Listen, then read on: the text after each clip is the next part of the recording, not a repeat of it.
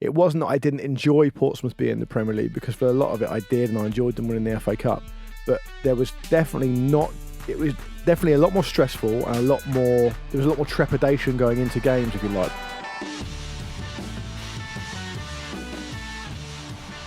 This from Carlton. After Luke's comments on Monday about supporting Portsmouth and preferring being outside the top flight than struggling in the Premier League, I wondered what you guys' thoughts were. Now, Luke, you were specifically talking about Sheffield United, and we have had a lot of interactions with this take on X. But don't worry, Carlton, we will answer that. Sheffield United fans have been attacking you in their droves. Luke. Well, that's how it goes, isn't it? I mean, no, there's the essential, for those who haven't seen it, we'd recommend you go back and listen on Monday.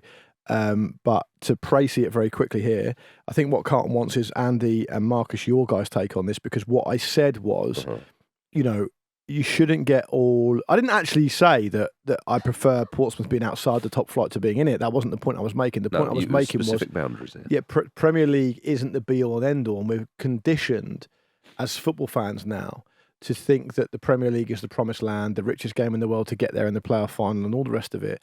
And actually, it's not the be-all and end-all. You can have a huge amount of rewarding experiences, arguably more rewarding experiences, with your team involved in the Football League than you can in the Premier League if your team is a team of a certain size.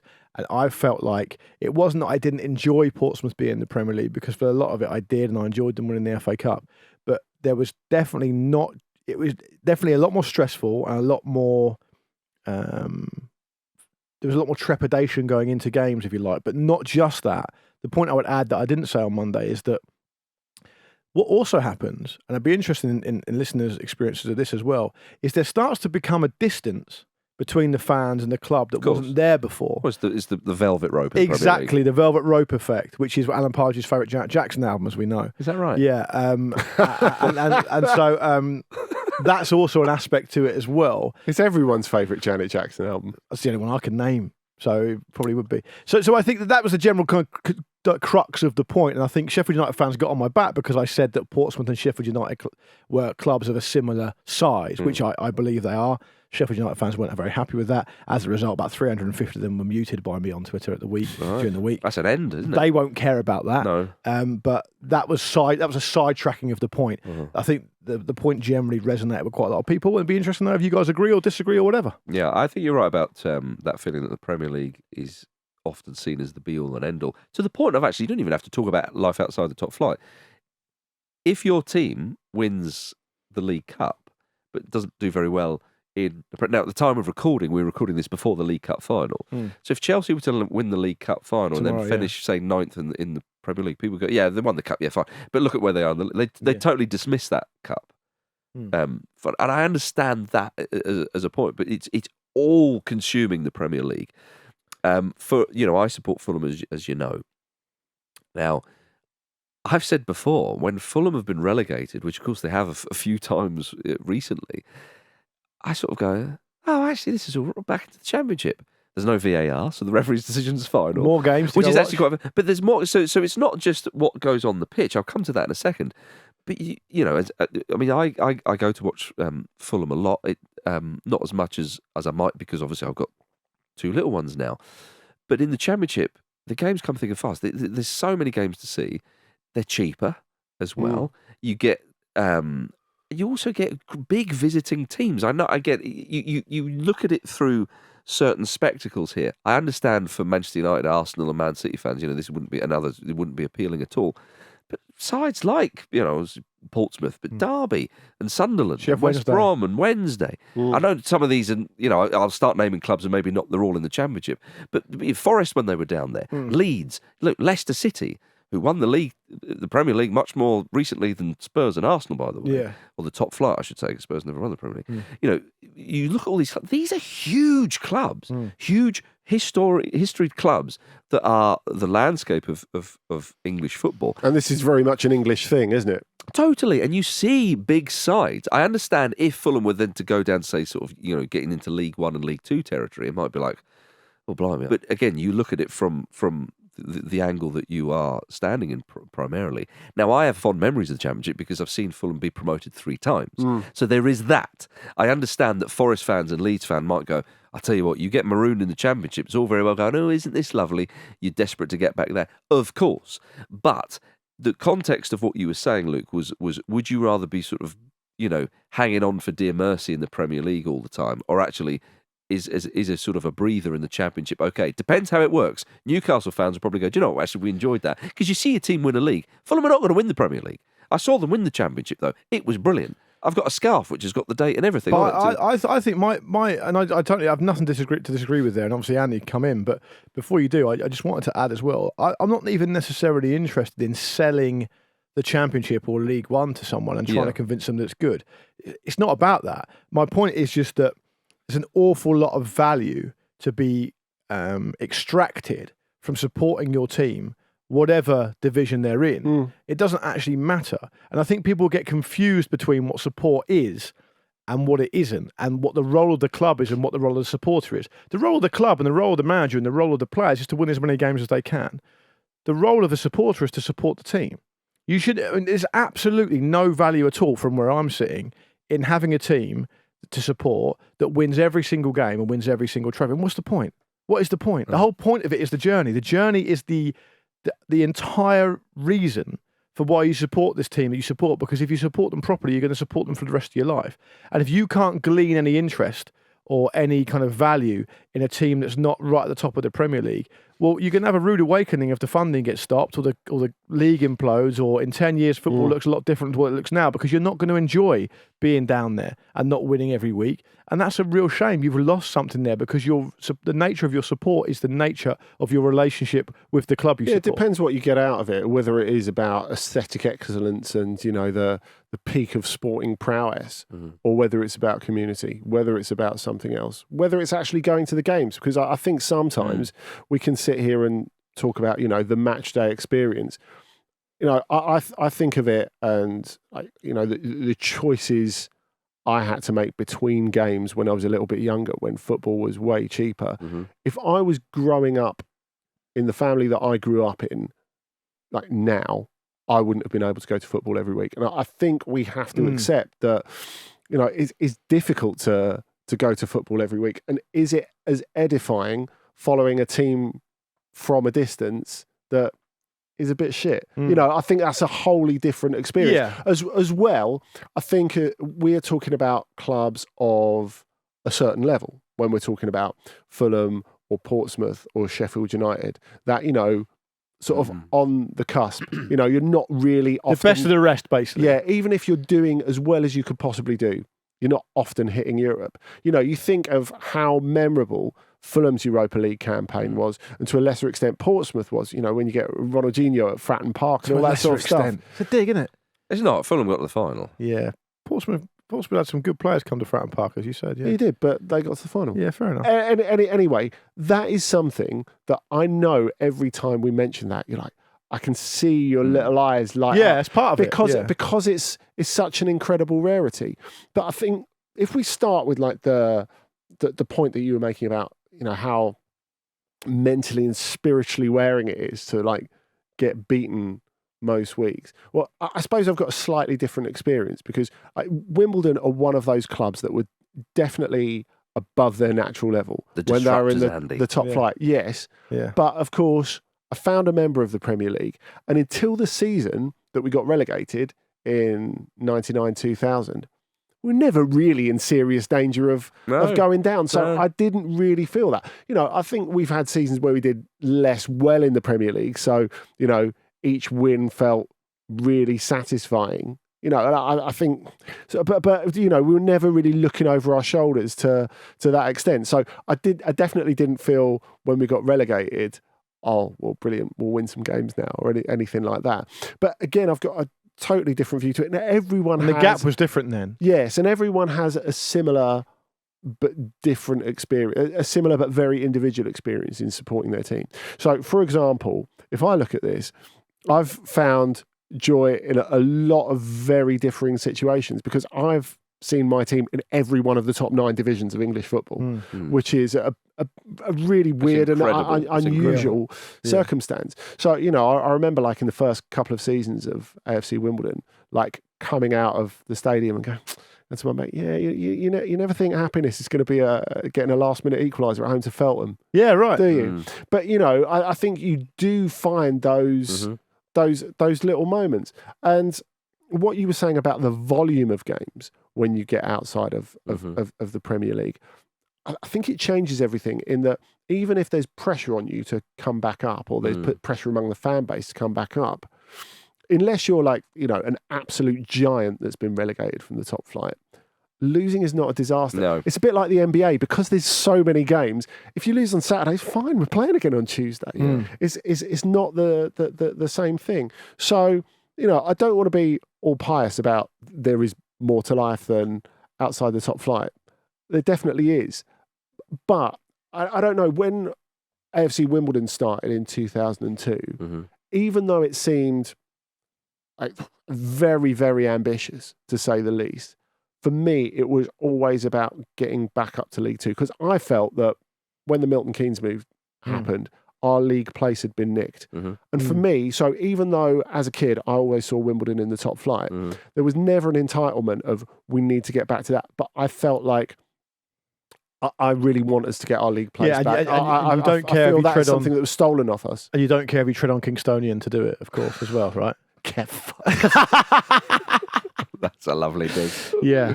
It's an inaccurate dig. In the end, Wimbledon treated Kingstonians collateral damage in a cold, hard business deal. That's the words of The Guardian on 25th of April 2017. Yeah, it's also totally incorrect. Sold Kings Meadow, Marcus, to Chelsea on their way up. And we gave them a huge chunk of the money that we weren't contractually obliged to do. We're getting derailed. It is £1 million quid. Chelsea, stop your moaning. Doesn't sound it like Chelsea it was huge enough. It was under Chelsea that they left, not us. No, I know.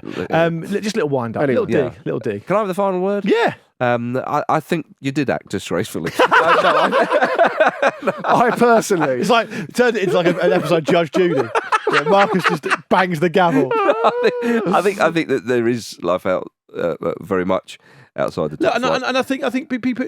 I had a better time watching Pompey in League Two than I did sometimes watching them in the Premier League. Indeed, yeah. I mean, gallows humour to it. The kind of it's a lot of that stuff as well. Definitely, I think that the Premier League provides a glitz and the glamour that nowhere else can, because it's the top of the tree, right? But if you're talking about a match-going experience, what you were saying about no VAR is an absolute plus. Yeah. Is brilliant. Even though I remember we would have beaten Sunderland one time, but Brian Oviedo handballed off the line and then turned around to the fans and like put his finger to his lips. That's part of it. Bit of cheek. That's the thing. He went, that's for Kingstonian. Yeah. I've realised now that I basically treat it as almost two separate things. I like watching the Premier League. Yeah. We do the show here, which I enjoy. I enjoy watching Premier League games. I love the drama. And supporting my team in League One feels like a separate thing. And I don't necessarily want them to cross over. I know what you mean. And you shouldn't automatically want that. Work football and leisure football. Yeah, I think so. Yeah, I think that's quite nice. Yeah. I feel like I've got a wife. I'm married, but I've also got two work wives here, in Andy and Marcus, and I would prefer them not to meet. Right, I think we'd like to move on from this. This one's from Jack. After news of Neil Warnock signing Junior Hoylett, what is the greatest manager-player combo ever? That's lovely. That. Not necessarily for frequency, so we're going to skip, I think, Redknapp and Cranshaw. Yeah. But where a specific manager brought out the best in a specific player when no other coach probably could have done that at that point in time. Yeah, it's a good question. Really interesting question. Cranshaw is a good shout, though. I'm going to dive in here. A player who got on loan umpteen amount of times and heavily criticised from certain managers. He doesn't apply himself. He's got talent, but blah, blah, blah, blah, blah. And then you bring in another manager who doesn't put down roots many places at all. But when Patrick Bamford and Marcelo Bielsa came together... oh, there was something in fireworks. Do you know what I mean? Bamford, we knew he had talent and was a young upcoming player for many, many... I mean, I think is he 30 now? But he was often seen as, he's got potential and what's he going to do? Loan move here, loan move there, blah, blah, blah. As I say, criticised by many, Sean Dyche being among them, though. Pulis actually was a decent manager for him, I think, at Middlesbrough. You're testing my knowledge now. I can't think remember. it was I didn't know you were going to say this, so I haven't checked. Middlesbrough, I think, Bamford did okay at. Yeah. But he really hadn't properly kind of found a home. He hadn't found a manager who really, really had backed him. But I think there might be an element of Pulis doing okay with Bamford. They reached the playoff final, beaten by Norwich. And when he goes to Leeds and Bielsa's there, or vice versa, anyway, they're at Leeds together. He has that season in the Premier League where suddenly you've got to have him in your fantasy team. He scores a decent amount of goals. He's only got one England cap, and you'd be amazed if he adds to that. But he gets an England call-up. And suddenly Bamford was playing like he was a valuable forward in the Premier League, which is a very rare thing for a player to achieve. And Bielsa and him just sort of clicked. And maybe it's because Bielsa's not bothered by all the kind of, oh, you're a privileged boy, or all that kind of chat. But he got the best out of Bamford. And since he's gone, Bamford hasn't quite... Well, yeah, I was going to say, interesting though, the counterpoint to you would just be, there's no right or wrong answer here, of course, but he has only done one good season in the Premier League. Which was under Bielsa. Yeah. And it's not been the same since, but he had a bad injury, didn't he? So he has had his injuries. Yeah. But that's what I mean, like a player-manager combo. If I'm taking the words from Jack here, where a specific manager brought out the best in a specific player, where no other coach probably could have done at that point in time. So I've taken that line there and gone, right, I've applied that. It's funny because you're talking about Bielsa. I wonder if Bielsa is the major link in this, because I was going to go for a Bielsa player as well. Oh, I mean, there's a few Leeds players you could say, but I just think the reason why I went for Bamford, Andy, is because he'd gone round the houses. This player was meant to be, is anyone going to get a tune out of him? He'd gone down to the Championship, he'd been up the Premier League. He played for loads of teams, under loads of managers, and then boom. It's definitely not because he's a middle-class boy who spent a lot of time in Surrey. It's nothing to do with that. This is why when people ask about Marcelo Bielsa, what's the big fuss about? He not won no trophies, etc., etc., etc. This is why Bielsa, despite not having the honours list to go with Guardiola or Klopp or anyone like that, do they? Any of them have a gold medal at the Olympics, Andy? Is considered a genuine great. Because I was going to go actually for Dimitri Payet under Bielsa at Marseille, because people knew Payet was a good player before.